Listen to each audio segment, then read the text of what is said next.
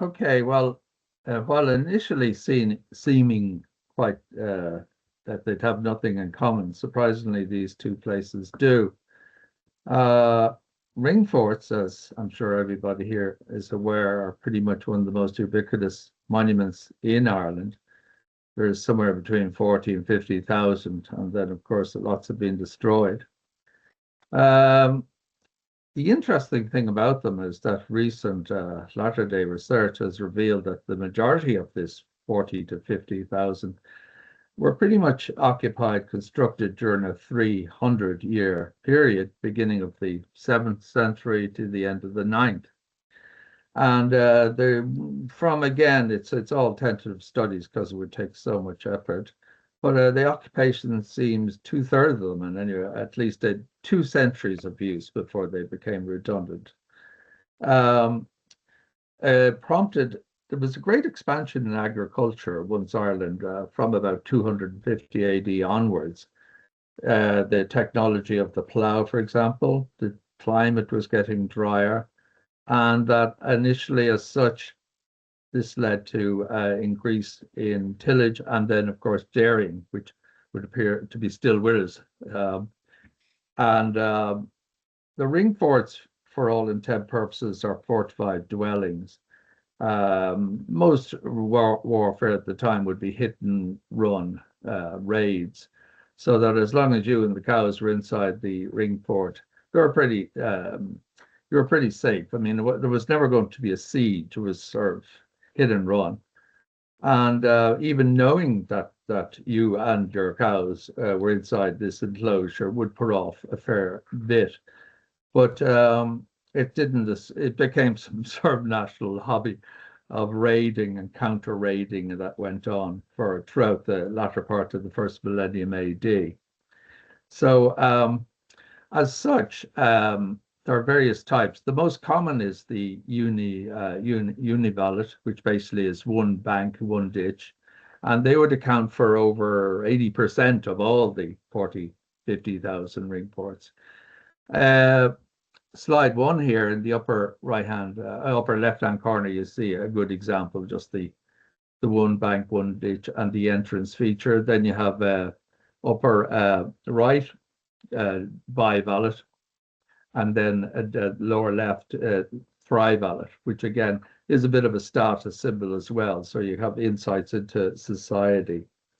Now, the fourth one here down in the right-hand corner is of particular interest to us in the second part of our talk here.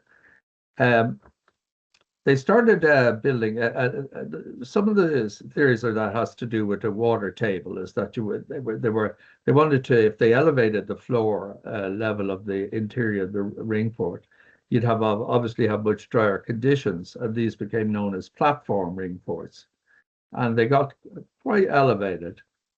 And of course, when the Normans, or to give them their more correct title, Angevin arrivals began after 1169, these were ready-made, a perfect base to build a motte, a mound on top of, and then put your wooden fortress on top of that.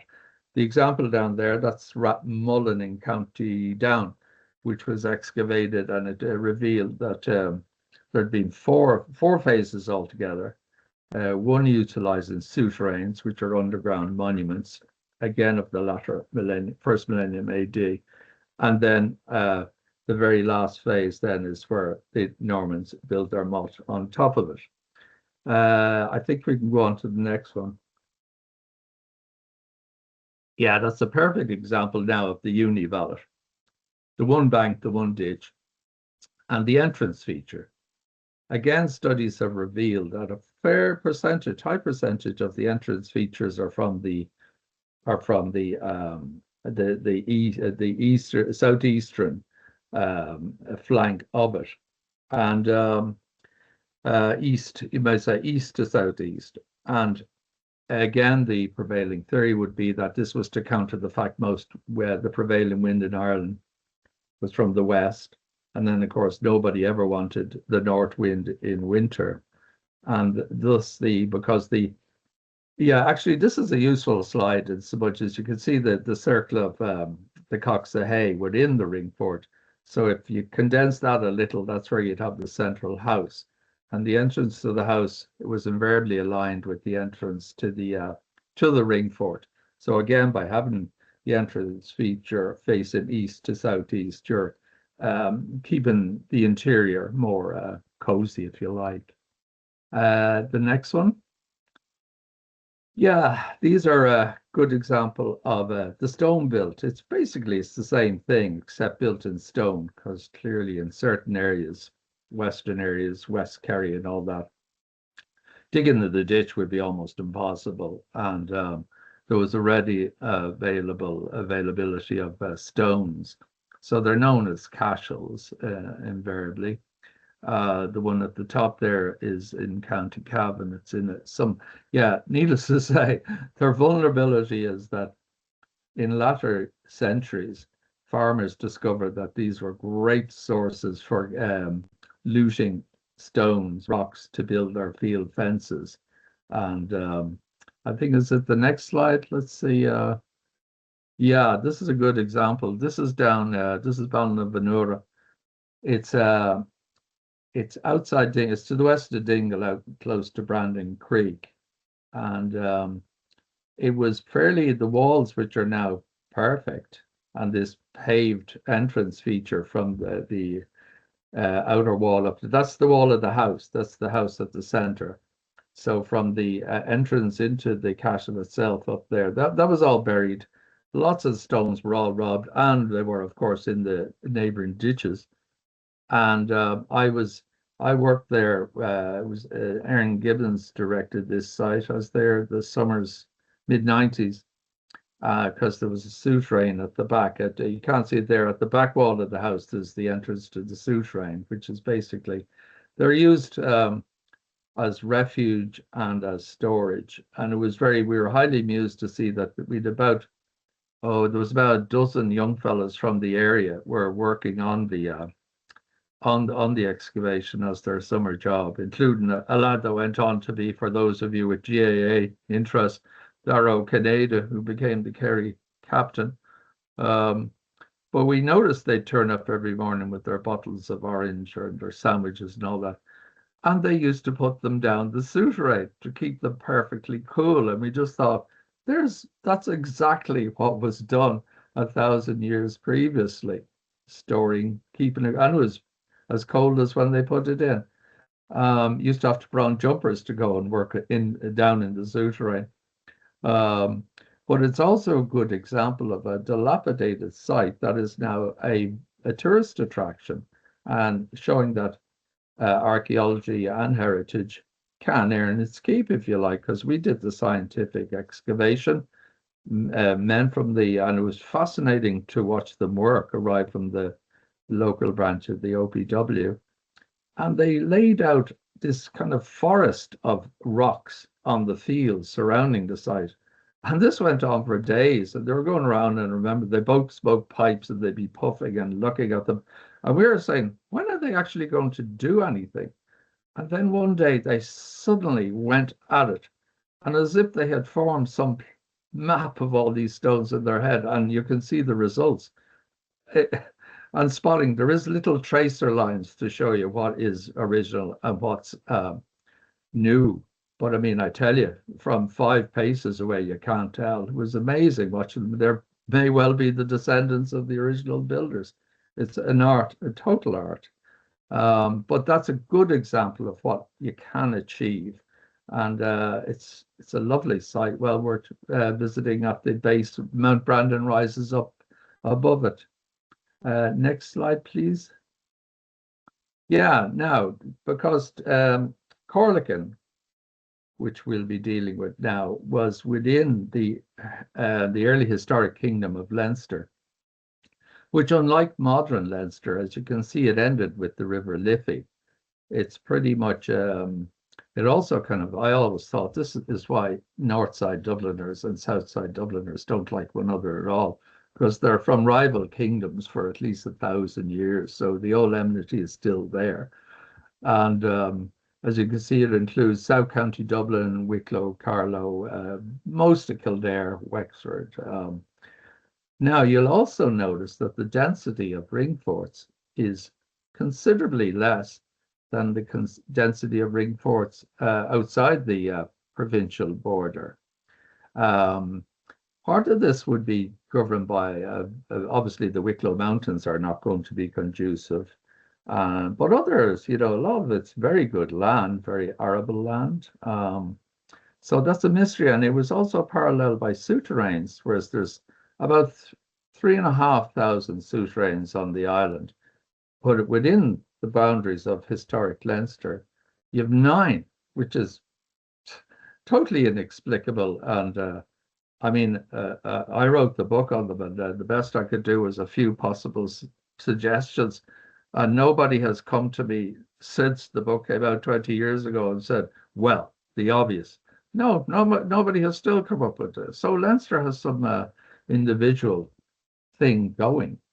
The next slide, please. Yeah, this now is obviously a law ring force. Their positioning location was determined by soil types. And here we can see the definite favoring of the brown arts. And that's no coincidence, because the brown arts, that would be the agricultural land with the most potential. Not everybody had the privilege of building on the good lands, because, of course, as I said, the whole thing was very political, and Ireland was subdivided into all these very small kingdoms called Tuatha, and the rivalry and bitterness between them all meant that, if you were lucky to be on the good land, but if you weren't, well, you had to build where you were. But yet you can see the definite preference for the brown soil, brown earths. Next one. Now we're getting down to coming in close. Wexford Harbour and the River Slaney. It was into this, the Corlican is a ring fort, and it's a uni-ballot, as we saw. And this area became a focus for a lot of Society of Friends, Quakers who settled. And you can see a lot of the names there from Woodcock, Valentine, King, Woodcock, Cuppage, Poole, Martin. And so there was quite a strong community. There's still a residual community in the area. And they would have arrived, it was post-Cromwellian. A lot of them were former Cromwellian soldiers who just had turned their back, saying the violence they'd experienced, that they were never going to have that again. And they adopted the Society of Friends ideology, which is very, I'm sure people will be familiar with, just in general, for those who aren't. It's a faith rooted in Christianity. Meeting for worship can happen on any day of the week, because Friends do not believe any day of the week is sacred. Every day is a good day. Direct communication with God is at the heart of Friends' spiritual observation. There's no clergy. Everyone has direct access to the divine, and so no intermediary is necessary.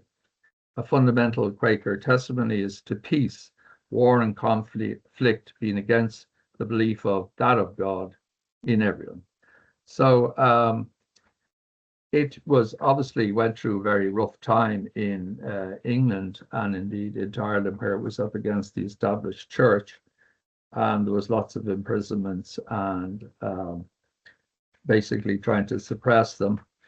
The man that brought Quakerism, Society of Friends ideology to Ireland was Edmund Edmondson, and he set up down at now Annette will correct the pronunciation, Rosenellis, which is near Mount Mellick. It's in Schlieblu Mountains.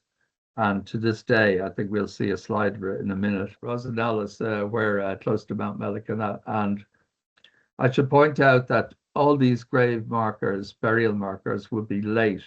That all the early interments, again, as part of their ideology, philosophy, were unmarked graves, and like Edmund William Edmondson himself. He's buried here. There is a plaque, but they're not quite sure. And bizarrely, in the small island we live on, one of the pretty much the first interment there was Isaac Jackson, and my mother is of that family. She's a Jackson from Chulainn Bloom, and it was one of her ancestors. So it's incredible the coincidences. So he brought it to Ireland, and Lurgan, I think, was the first meeting house they opened. But as we went, we could go back now to the other two. Yeah, we could leave it there.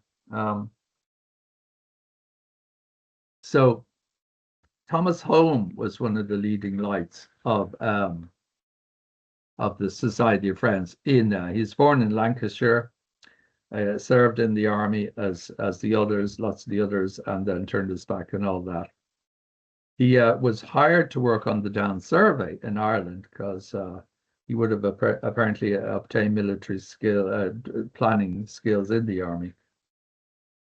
And he eventually arrives in, he and his wife, he married a Sarah Croft, who was from Gloucestershire. He was a Lancashire man, like the Jacksons. And he arrives in this area as well. Now, when, of course, having set up their meeting house and all that, they needed a burial ground, and they chose a univalve ring fort, which thankfully, as you can see, the modern road building system, unlike our motorway building system, went neatly around the ring fort, and there it survives in its totality, and the Friends' burial is within. If we go to the next slide now. Now, I mean, the ones in the northeast quadrant there, that's where they have a small number of marked graves, but the vast majority of them are unmarked. So this is kind of a calculation by the community itself, who I was in long discussions with, that they think this is roughly it. This is what makes her a very tricky site, because not only have you got a late first millennium AD house structure somewhere there in the middle, but you have all these burials, and how deep they are, we're not sure. So therefore, it's an very awkward site for us to administer, on the grounds that you not only have you to deal with the National Monuments Act, but you have sort of a cemetery, a burial ground on your hands as well. If we proceed. Now, let's see, where are we? Yes, we can gloss through these. That's just male attire and followed by female attire. And then if we just go past Rossanalis. Oh, yeah, just stop here. It's to recommend the church as well, if anyone's thinking of joining. As you can see, funeral costs are quite reasonable.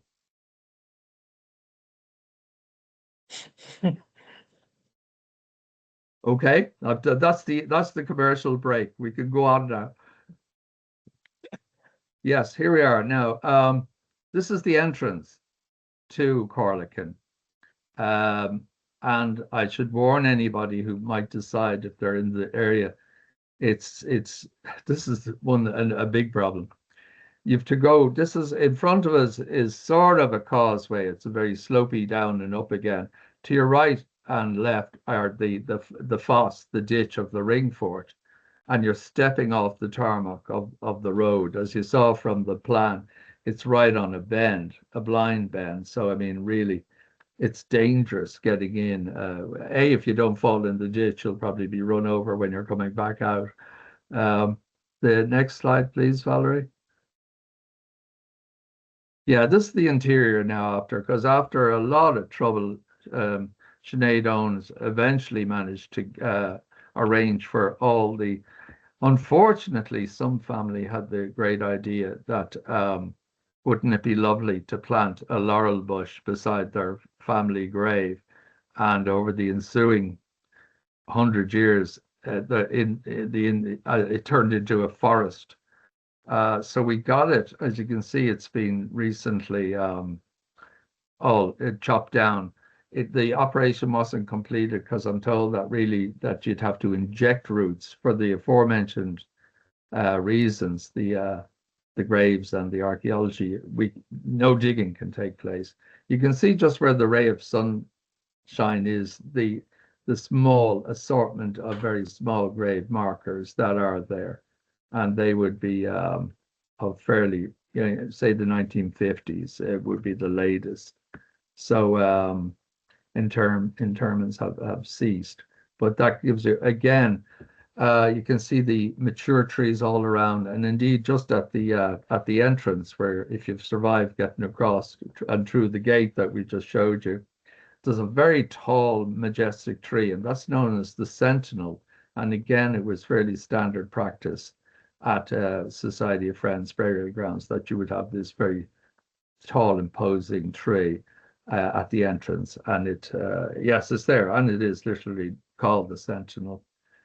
No, so basically, Corlican it's unique. Um, there are no other Society of Friends burial grounds within the confines of a ring fort. So it was wonderful that we were trusted. They had toyed with the idea of putting it into state care, but then they decided, we had some meetings with them, and excuse me, they decided we were more trustworthy, and I think we'll all agree, yes, we are. So it became an An Taisce property. I should point out that Thomas Holmes, and this is where I have, An Taisce has great hopes for the future. Because Thomas Holmes, because I mentioned he worked on the Down Survey and the Civil Survey and all that, one of the regular visitors to the area of you saw the Quaker Society of Friends community in that area was William Penn. And of course, William Penn went to America, and he'd converted to the Society of Friends and was pretty much thrown out by his family, who were established church. He took refuge in this area, if you like, and he stayed in various homes, and then he went off to America, and he, of course, became the founder of the Institute of Pennsylvania after his name. So he lured, sadly for Thomas, his own life, personal life. His wife Sarah died, and a number of their children died, and they are buried. Sarah and three of the kids are all buried here in the cemetery at Corlican. And so maybe with a final visit to their graves, Thomas Holmes headed off for America, where he joined William Penn, and he is the man who designed the full layout for the city of Philadelphia. So no small feat, and thus is quite famous in Pennsylvanian history. And we have great hopes for the future, surely to heavens, that the man who designed the city, friend of William Penn, burial ground of his wife and three of his children, that it would be a wonderful opportunity to link up. And because really, to bring this site into its own, you need a new entrance, which involves the acquisition of a strip of land at a point that's not on the dangerous bend, sort of like after the fashion of the fort I showed you in West Kerry at Ballinafenora. A strip of land just for literally an entrance pathway had to be acquired from the farmer for the visitors to go to visit the site today. So a similar thing would be needed here. That would require financial input, and there's surely to heavens, with the whole connection with Thomas Holmes, that there is potential for the future to acquire that financial assistance. And so it's really just a question of joining the dots. I'm sure it will happen sooner or later, but as you can see from such a wonderful place, and the peace and quiet there is it's a very relatively pretty much quiet road that it's on. So it's, when you're standing there, it is unbelievably a beautiful spot with a great atmosphere about it. and because it was a ring fort, it's slightly elevated to give them a vista. So all in all, as I say, it has a great future. So let me see. I suppose we should now. Are we moving on to the other side, Valerie? Is it? Yeah. So now this is a big controversy that has blown up recently in just outside Dundalk, and the background, and it has caused, I must say, very serious opposition in the town. Huge petitions, meetings. It's really been taken on board by the people of Dundalk primarily. They want houses, but they're saying, typically, why exactly here? This is a very interesting site because superficially, it's a Norman motte and bailey. The motte being the mound, the bailey being the enclosure. But that's only the start of it. And it's, I must say, a very impressive motte because it is 10 meters in height, which is 100 feet. It's very, very imposing. But of particular interest is down towards the base, there is a souterrain, and we address them. They are, again, latter first millennium AD. So nothing to do with Norman motte and bailey. And even the name of the place, Dún Dealgan. So it's fairly, and just like the example we started off with at Rathmullen in County Down. So it's fairly obvious that here we had a nice ring fort, and it was, we can even name the gentleman, it was Bertram de Verdun. Bertram de Verdun and Gilbert Hippard were the two men who King John pretty much allocated most of the land in Louth to. And it was Pippard, Bertram that set up here. And again, I have to declare an interest because Bertram's mother was Lessalina de Clinton. And yes, I am related to her too. You see, this is really a family story. He sets up there.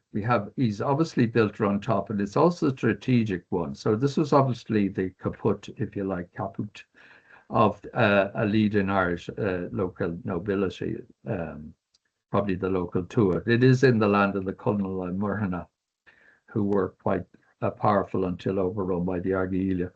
But it's in a very prominent place. It's close to what is now the Castletown River in historic times. That was called the River Ní, and I thought the TH, which if you're ever driving up the towards Dundalk, you will be told the River D is the River Ní. It's not. It was the River Castletown, and there's a fording, an important crossing point on the river called Tubber. What is it now? I can't remember. Yes, there's an important river crossing there. So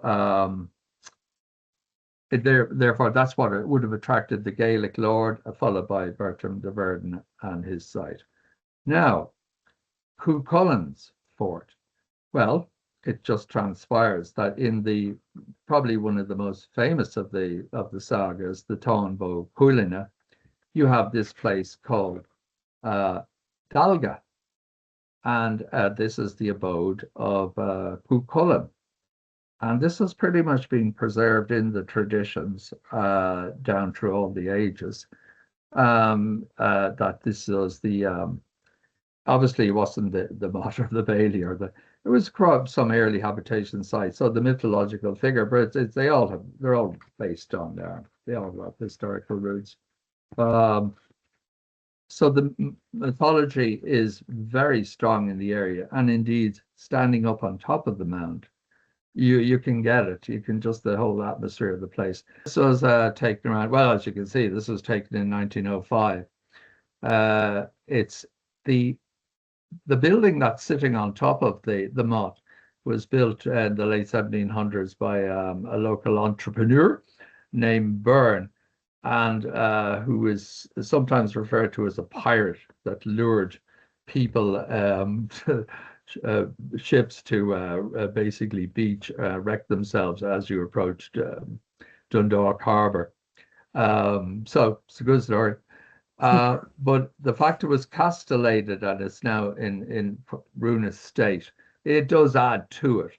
And I'm sure there's lots of people that do think that that is in fact Cuchulain's castle. But as I say, what the council are planning or have just authorized is over 1,000 houses. And they have offered a miserable 50 meters of a buffer zone. But the problem is really from a heritage point of view is 10 meters is when you're standing up there right today, if we're all there right now, we're looking over a sweeping vista and it brings to life all the mythology, the history, the archaeology, and looking down. My brother-in-law is an engineer, and he said he's going to look into this. There's I think I had to actually write it down, but there's technical terms of the field of vision, whatever it is. But if you're looking at something from 30 meters up, it's really 50 meters is no good at all. So we'll have to come up with a reasonable figure to argue with them. We had hoped that the minister would, for heritage, would take this on board, because as we pointed out to him, the new legislation that we all put so much effort into, and Gary Fremantle led an Taisce delegation, himself, Ian, me, we appeared before the subcommittee, and we had many meetings with the Minister Noonan when he was in office. We got a lot of our points were taken. There's one point that they came up with, not us. It's on section 20, subsection 3. And it's saying that if a place qualifies, there is such a thing now as special protection. And it has a kind of a shopping list, if you like. And it's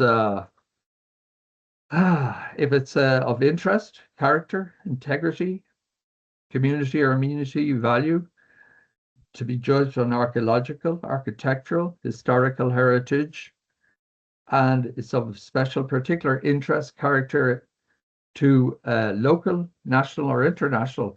This site ticks all those boxes. So we pointed this out to him. And you see, if he grants it special protection status, it also means he then can refuse to issue a license for any works within an area that would then be defined by him and his experts in the National Monument Service, and hopefully calling on some scholars who cover mythological studies, archaeological, historical, and all that, to come up with, but instead of engaging actively and playing his role, they have so far ignored about 3. We've on Taisce, Sean O'Callaghan has now, we submitted a document laying out the whole historical heritage and legal position, and he has ignored us to date. So I think basically his strategy is clearly at this, because I think they realize, oh God, we're right, and that they should grant it this. So their policy seems to be they're going to ignore us. So obviously now it'll move towards on Comishún Planal, I think the new name. But on that note, and to give us some heart, just recently in July, about half a mile away, on CB, turned down an application for a housing scheme that was there was a standing stone there, and the developers and Dundalk or Louth County Council had said 10-meter buffer zone, and on Comishún Planal were saying that's ridiculous. If you're going for a buffer zone, it would have to be a minimum of 20, and there were several other reasons, so they just rejected the whole application. So they're not being built. But the point being that this standing stone was 1 meter and 10 centimeters in height, and it was ACB were saying it should have a 20-meter buffer zone. Our monument here is 10 meters in height, and it's been offered 50.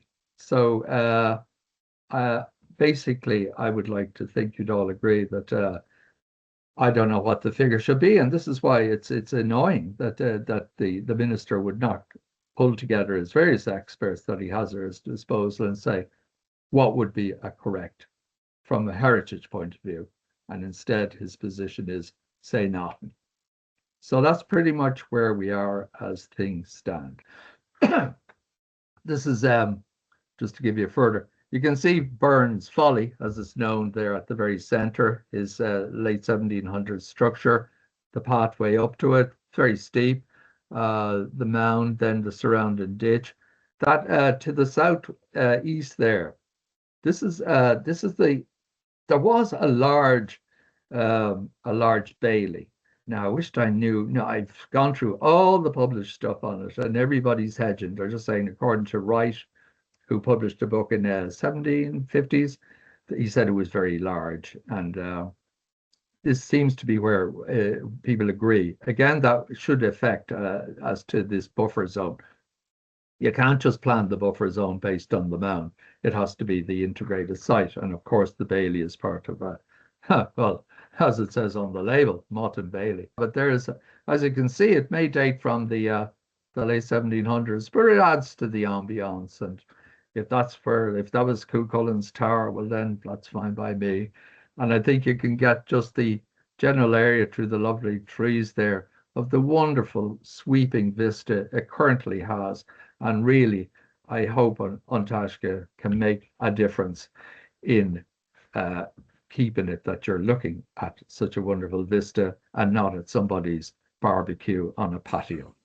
Thank you.